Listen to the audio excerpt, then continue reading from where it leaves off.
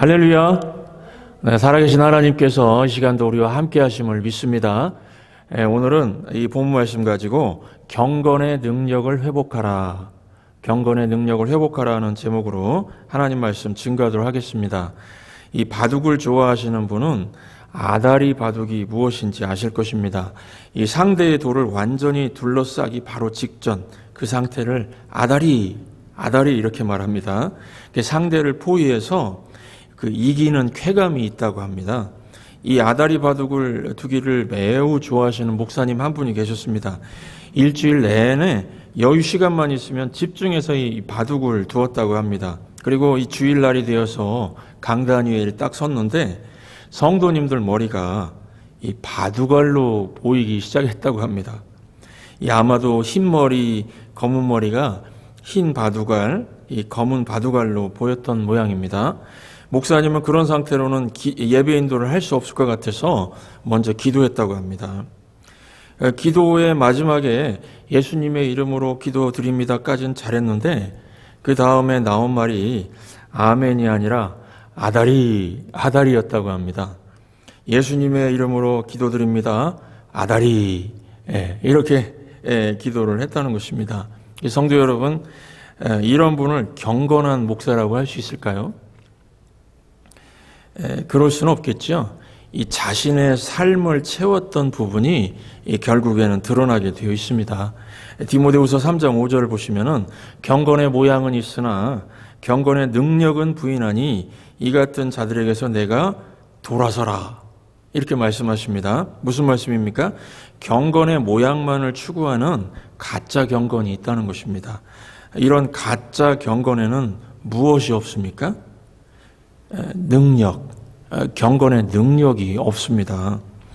진짜 경건에서 능력이 나온다고 합니다. 그러니까 이 바둑 좋아하는 목사님이 기도도 많이 하지 않고 설교 준비도 제대로 하지 않았으면은 그 주일 그 성도들이 하나님 말씀의 능력을 체험하지 못했을 것입니다. 그 능력이 나갈 수가 없었다는 것입니다. 여러분, 경건이 무엇입니까?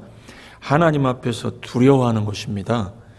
공포에 사로잡혔다는 뜻이 아니라 자기 자신을 거룩한 하나님의 임재 앞에 두고서 살아간다는 뜻입니다. 그래서 하나님 앞에서 살아가는 것이 경건입니다. 우리가 항상 사람들 앞에서 살아가죠.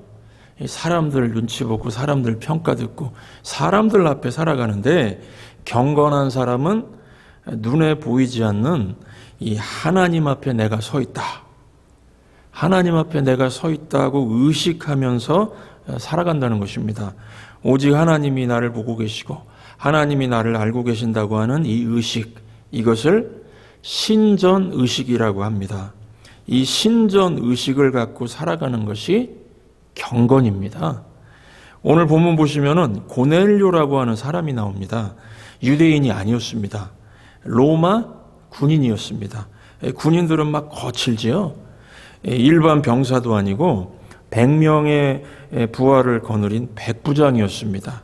이 자기 자신에 대한 자부심도 있는 그런 신분이었습니다. 그런데 오늘 본문 보시면은 가이사랴에 고넬료라는 사람이 있으니 이달리아 부대라는 군대의 백부장이라 그가 경건하여. 경건이 무엇입니까? 그가 경건하여 온 지방과 더불어 하나님을 경외하며. 하나님 앞에서 하나님 경외하는 게 경건이죠. 그러면서 백성을 많이 구제하고 하나님께 항상 기도하더니 이런 사람이었습니다. 백부장 고넬료는 경건한 사람, 즉 하나님을 경외하는 사람이었다. 이렇게 말씀하고 있습니다. 여러분, 하나님은요 누구나 불러서 사용하십니다. 약한 자도 사용하십니다. 그런데 준비된 사람을 더 사용하십니다.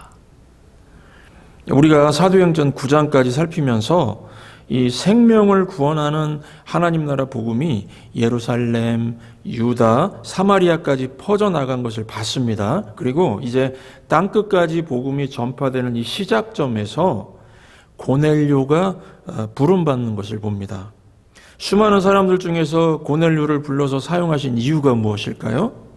고넬료가 경건으로 준비된 사람이었기 때문입니다. 오늘날 미국 교회가 무너지고 한국 교회가 무너진다고 한탄을 합니다.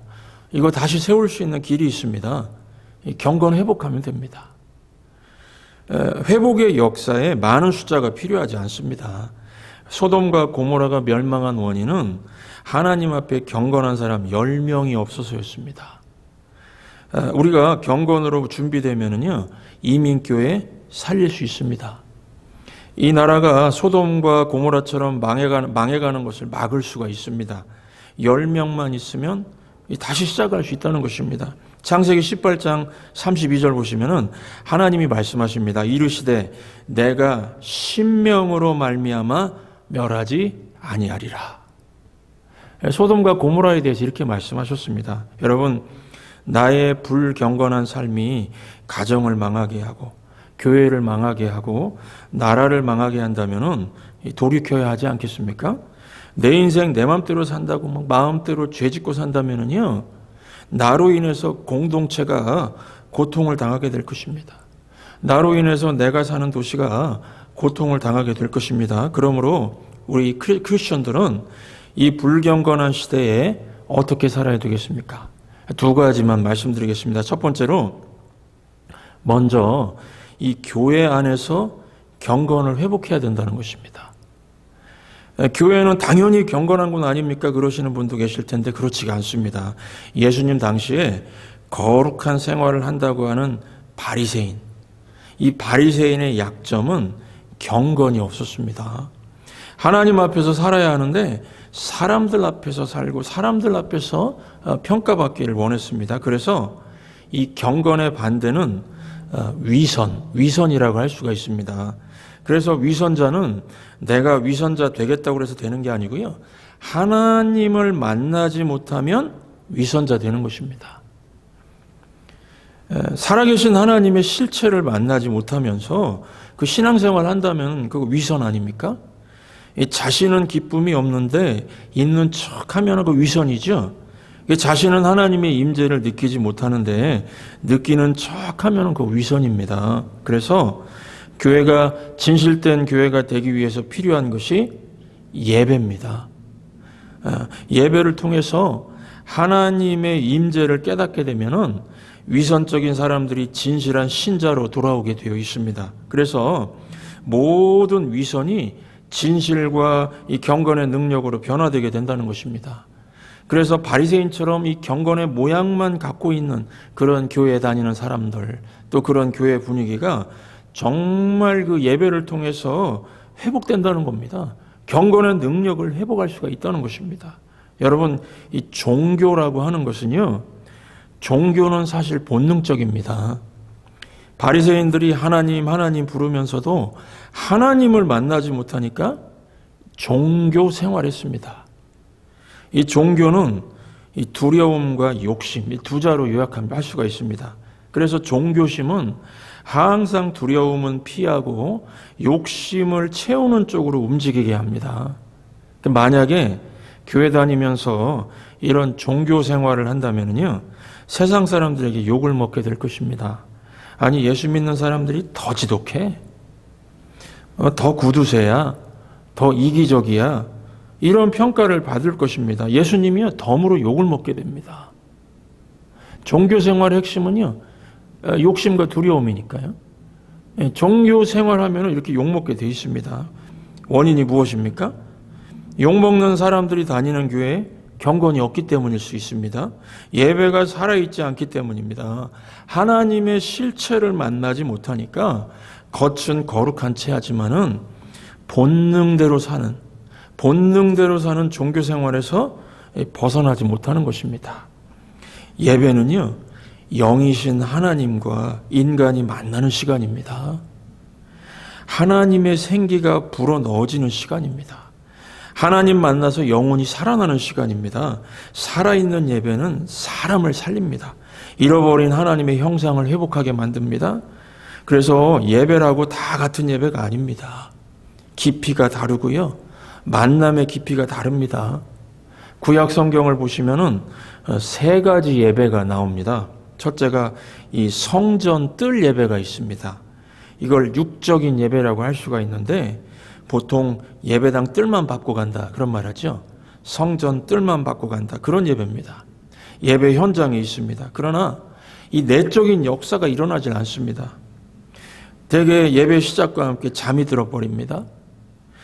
쳐다보고 있지만은 딴 생각으로 가득 차 있습니다. 몸은 있으나 마음이 참석하지 않은 것입니다.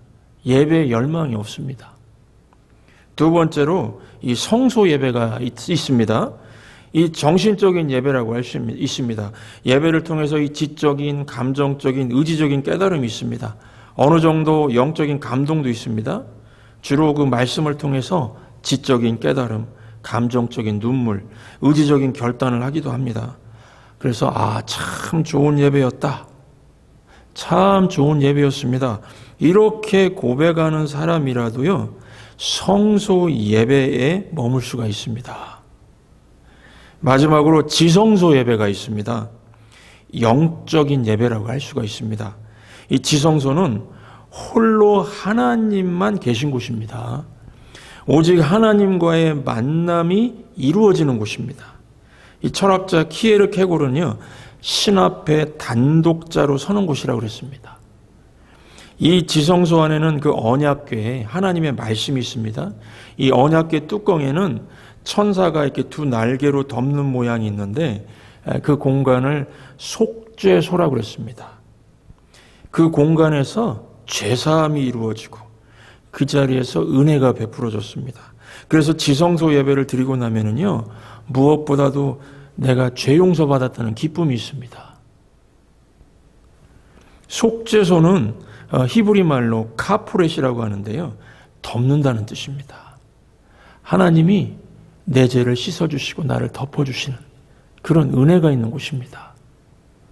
지성소 예배는 하나님으로 덮이는 예배입니다. 하나님으로 덮이면요, 따뜻함이 있고 죄사함이 있고 회복이 있고 치유가 있습니다. 내 속에 쌓여있는 온갖 죄악들과 저주들이 십자가 대속의 은혜로 흰 눈처럼 깨끗이 씻어지면서 하나님의 형상이 회복되는 것을 느낍니다. 내 안에서 생수의 강이 흐르는 것을 느낀다는 것입니다. 내 안에서요. 그래서 막 생명운동이 일어나는 것입니다. 이게 바로 지성소 예배입니다. 그래서 이 예배를 드리고 나면은요, 내가 가는 곳마다 머지않아 주변이 생명을 얻고 변화될 것을 보는 그런 소망이 막 생깁니다. 여러분, 지성소 예배가 되어야 경건이 회복됩니다. 내 죄가 보이고요, 하나님이 덮으시고 씻으시는 것을 체험해야 이 지성소 예배 드리는 것이라는 겁니다.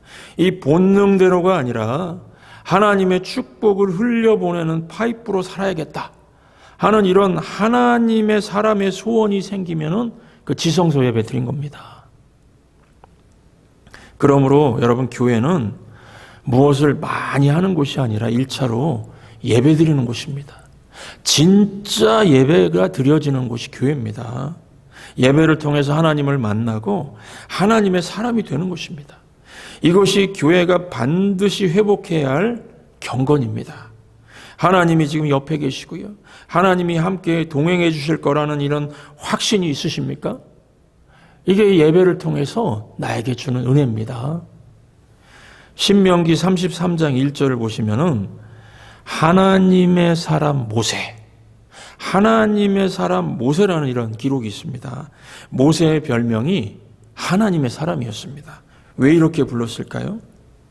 하나님과 대면한 자요, 하나님과 연결된 자였기 때문입니다. 쉽게 말씀드리면은 이 지성소 예배 체험을 날마다 했던 사람이라는 것입니다. 하나님과 날마다 만나니까 하나님의 사람이라고 부른 것입니다. 그런데요, 이 모세가 처음부터 하나님의 사람이 된 것은 아닙니다. 모세가 40대 되었을 때, 이 40대의 모세는요, 왕궁, 또 왕자, 애굽의 그 왕자 있죠? 프린스 오브 이집트. 그 다음에 그 교육받은 사람, 또 젊음, 의욕 등으로 막 넘쳐가지고요, 우월감에 차 있었습니다. 그래서 40대의 모세는 우월감의 사람이었습니다.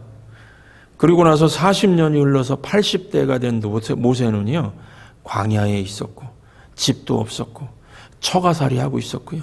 늙었고 희망도 없는 열등감에 빠진 사람, 열등감의 사람이었습니다. 여러분 인생 살면서 다 경험해 보셨죠? 우월감의 사람이나 열등감의 사람이 쓰임받고 성공하는 게 아닙니다. 하나님의 사람이 강하고 존경받고 쓰임받습니다. 이 교회는요, 우월감의 사람, 열등감의 사람이 찾아와서 하나님의 사람으로 변화되어서 나가는 곳입니다. 저는 그 모세의 지팡이 든 모습을 자주 묵상을 할 때가 있습니다. 이 모세의 지팡이, 아주 허접한 그 지팡이 아닙니까? 아주 허접한 지팡이, 그거 하나 들고 나아갔습니다.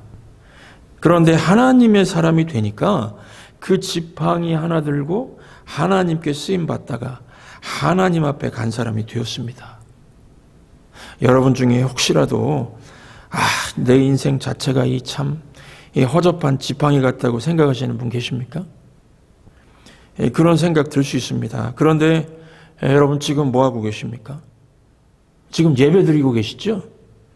이 시간 하나님께 붙들려서 하나님의 사람 되면은 지팡이 하나도 충분합니다. 하나님의 사람이 되어서 하나님과 함께 나가면 됩니다. 하나님이 마지막 순간까지 동행해 주실 것입니다. 뿐만 아니라 여러분들 나아가는 곳에 그냥 생명의 꽃, 희망의 꽃, 소망의 꽃이 피게 될 줄로 믿습니다. 두 번째로, 첫 번째가 교회 안에서의 경건을 회복하라. 두 번째는요, 일상생활의 경건을 회복하라는 것입니다. 이것은 순서적인 것인데요. 우리가 이 교회에 와서 예배를 드리고 하나님의 임재를 체험하고 하나님을 만나면은 진실해지고요. 이 경건의 능력을 얻게 됩니다. 그러면은 생활 속에서 변화가 나타나게 됩니다. 이 경건은요, 반드시 변화를 가져오게 됩니다. 오늘 본문 2절 보시면은 그가 경건하여 온 집안과 더불어 하나님을 경외하며 백성을 많이 구제하고, 이런 말씀이 있죠. 고넬료가 경건하니까 백성들을 많이 구제했다고 합니다. 왜 그랬을까요? 하나님이 내게 주신 것으로 축복의 통로가 되겠습니다 하는 이런 의식이 생겼기 때문입니다. 하나님의 마음을 가지니까 하나님같이 행동하게 되었다는 것입니다. 그래서 여러분, 우리가 인생관 가치관이 바뀌는 것은 내가 하나님을 만나면요, 당연히 바뀌게 되어 있습니다. 우리가 하나님의 임재 안에서 사니까 하나님과 교제 속에서 우리의 삶이 달라지게 되고, 우리의 생각이 바뀌게 되고, 우리의 언어가 또 달라지게 되고 그렇습니다. 그 야고보서 1장 27절 보시면은 이 생활 속, 일상생활 속 경건에 대해서 이렇게 말해주고 있습니다. 하나님 아버지 앞에서 정결하고 더러움이 없는 경건은 곧 고아와 과부를 그 환난 중에서 돌보는 것이다. 생활 속에서 축복의 통로가 되면서 살겠다는 그 의식 가운데 변화가 일어난다는 것입니다. 이 말씀을요, 무슨 목사가 막 가르치면서 고아와 과부 찾아가서 도와주셔야 됩니다. 이렇게 강조하니까 실천하는 것이 아닙니다. 하나님의 마음을 갖게 되면은요, 당연히 돌아보게 되어 있습니다. 주변에 왠지 참 딱해 보이는 사람, 불쌍한 사람들 눈에 들어오게 되고 돌아보게 되어 있다는 것입니다. 그래서 하나님 앞에서 살고 하나님과 함께 다니니까 하나님이 보시는 것을 나도 볼 수가 있게 되는 것입니다. 하나님은요, 아프고 가난하고 외로운 사람들을 찾아가십니다. 그런 사람들 더 마음 아파하십니다. 하나님이 더 관심을 갖는 곳에 하나님의 사람도 당연히 그렇죠. 우리도 관심을 갖게 된다는 것입니다. 이것이 바로 경건의 능력입니다. 이 경건의 능력이 바로 이것입니다. 한국 교회가 경건에 대해서 성도들에게 잘못 가르친 게 있습니다. 경건은요, 변화된 행동인데 하나님의 임재 앞에서 하나님 앞에서 이 변화된 행동인데 도피적인 행동으로 가르쳤습니다. 그래서 할렐루야, 할렐루야 말도 천천히 하고 형제님, 자매님, 아멘 이런 상투적인 말을 하고 성경책 막 옆구리에 끼고 다니고요. 세상 모임은 참여도 잘 안 하고 어디 체육대회 가도 양복 입고 할렐루야 그러면서 가고요. 어떤 분은 심지어 바닷가를 가는데도 양복 입고 그냥 이렇게 가는데 이게 거룩이 아닙니다. 이거를 굳이 말하자면요, 바리새인의 거룩입니다.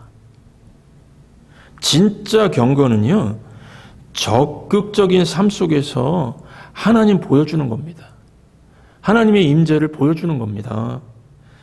1930년대, 1935년 정도에 이 뉴욕은 굉장히 살기 어려운 힘든 도시였다고 합니다.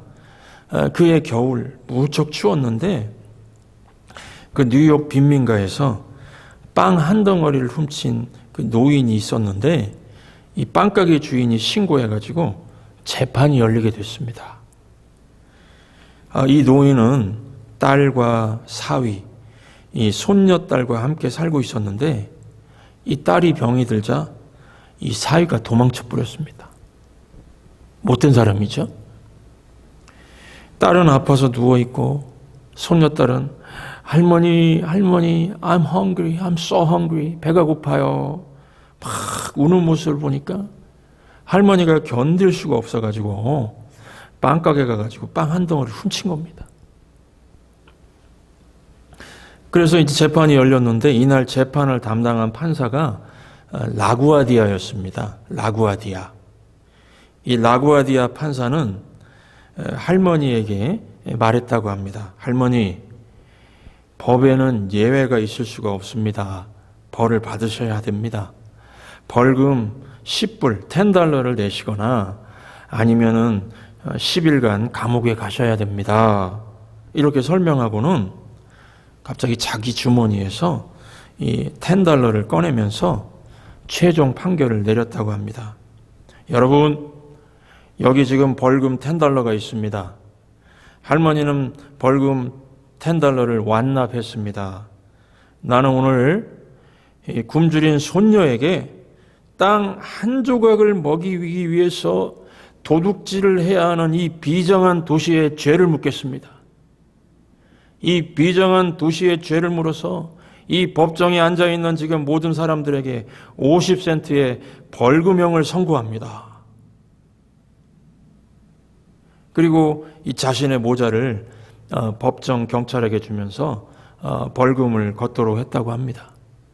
그렇게 모인 돈이 $57 50센트였는데요.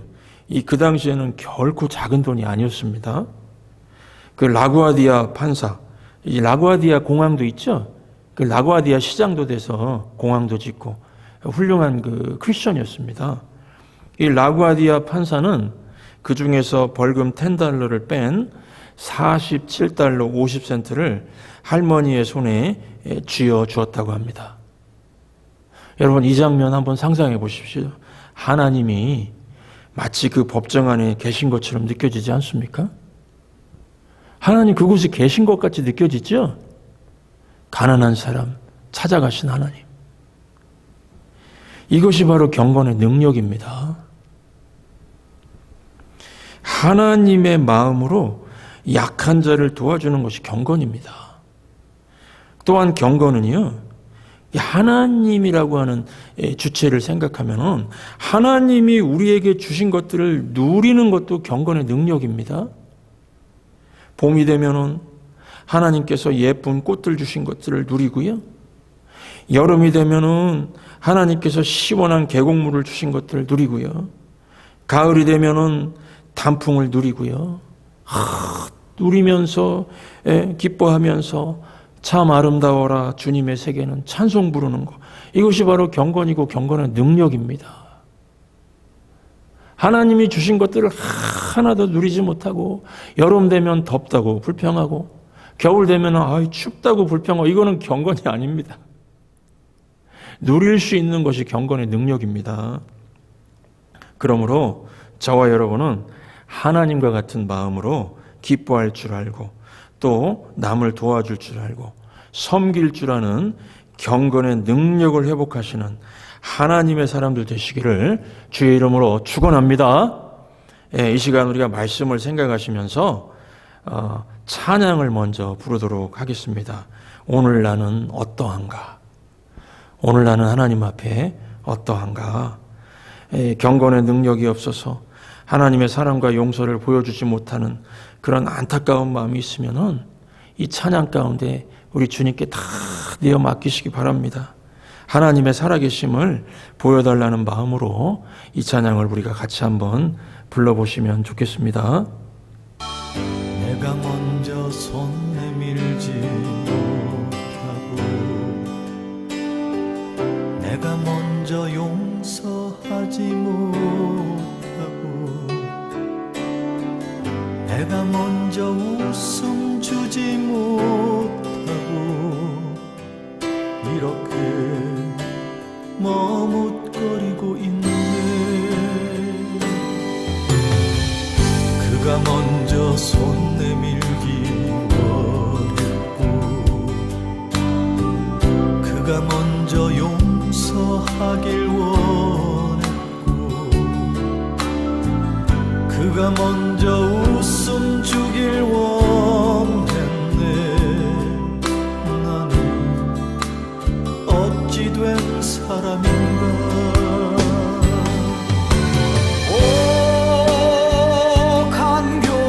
나의 입술이여 옹졸한 나의 마음이여 왜 나의 입은 사랑을 말하면서 왜 나의 마음은 화해를 말하면서 왜 내가 먼저 져줄 수 없는가.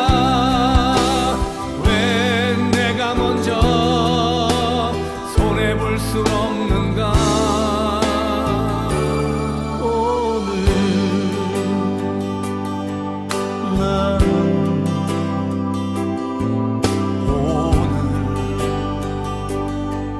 나는 주님 앞에서 몸둘바 모르고 이렇게 흐느끼며 서 있네. 어찌할 수 없는 이 마음 주님께 맡긴 채로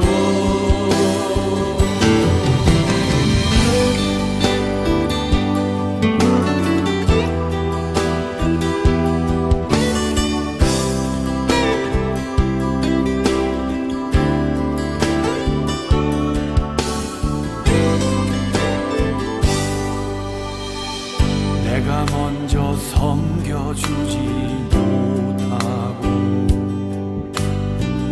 내가 먼저 이해하지 못하고 내가 먼저 높여주지 못하고 이렇게 고집 부리고 있네. 그가 먼저 섬겨주길 원했고 그가 먼저 이해하기 원했고 그가 먼저 높여주길 원했네. 나는 어찌 된 사람인가.